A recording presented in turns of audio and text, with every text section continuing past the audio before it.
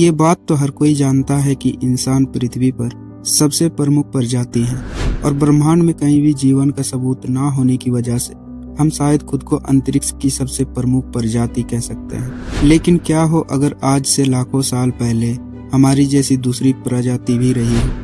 हमें ये पता भी कैसे चलेगा कि हम पृथ्वी पर रहने वाली पहली एडवांस सभ्यता हैं?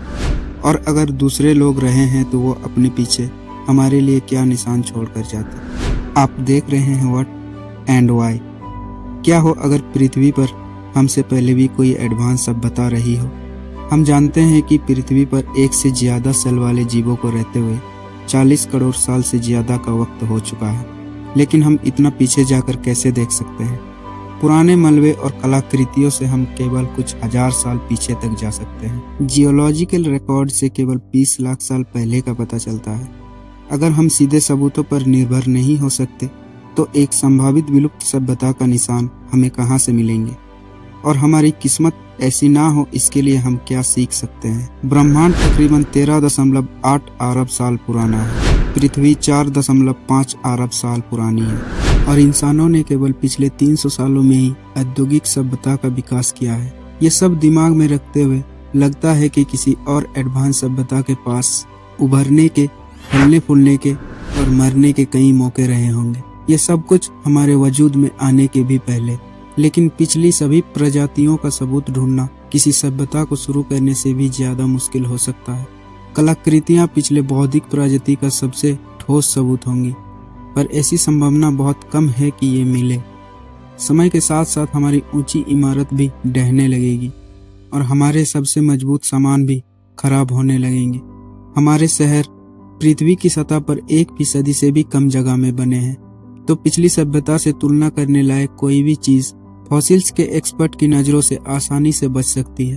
अगर हम जानते भी हो कि इनकी खोज कहाँ करनी है, तो भी इसकी संभावना नहीं है कि ये कलाकृतियां कुछ लाख सालों से ज्यादा वक्त तक टिक सकी हो। हाँ, फॉसिलाइजेशन यानी जीवाश्मीकरण तो किया ही जा सकता है, पर इससे गुजरे हुए कल का केवल एक सीमित रिकॉर्ड ही मिलता है। वो कहाँ और कब रहा करते थे, इसमें अंतर के चलते हमारे अब तक का जीवन से 300 गुना ज्यादा यानी 1 लाख साल तक रही औद्योगिक सभ्यता का कोई जीवाश्म निशान अब तक बचा नहीं होगा। तो शायद हमें गुप्त सबूतों पर नजर रखनी चाहिए। इसे ढूंढने का सबसे अच्छा तरीका होगा ये देखना कि हमारी खुद की सभ्यता अगर खत्म होने लगती है तो पीछे क्या निशान छोड़कर जाएगी।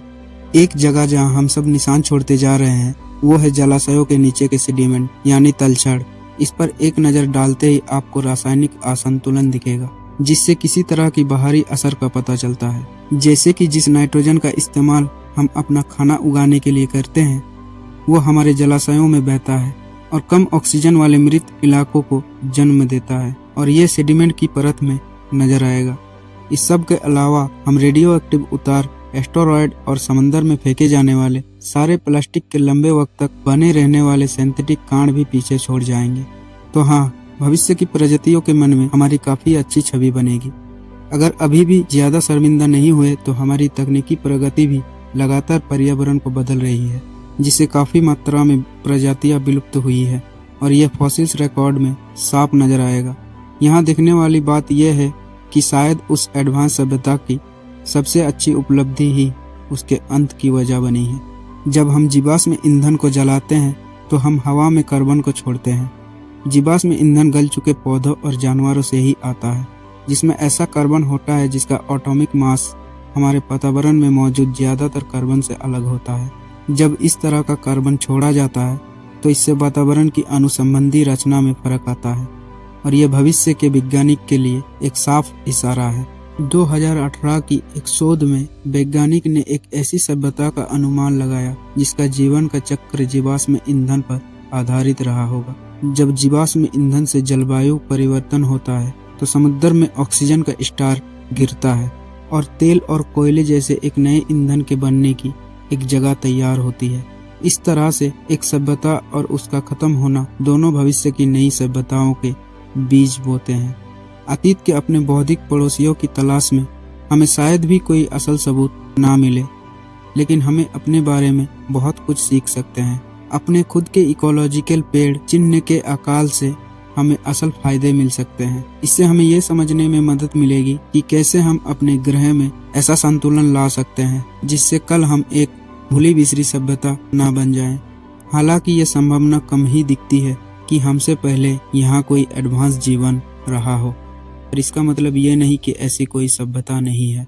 हो सकता है कि वो इतने एडवांस थे कि जाने के साथ साथ अपने पीछे छोटी सारी चीजें भी साफ कर गए। इसे देख पाने का एक लौता तरीका ये हो सकता है कि कोई टाइम मशीन बनाकर वक्त में पीछे जाकर देखा जाए। लेकिन इस पर चर्चा करने के लिए देखते रहें व्हाट एंड व्हाई। अगर आपको ये वीडियो पसंद आया हो तो इसे लाइक करें और हफ्ते भर बेहतरीन वीडियोस के लिए हमारे चैनल को सब्सक्राइब करें।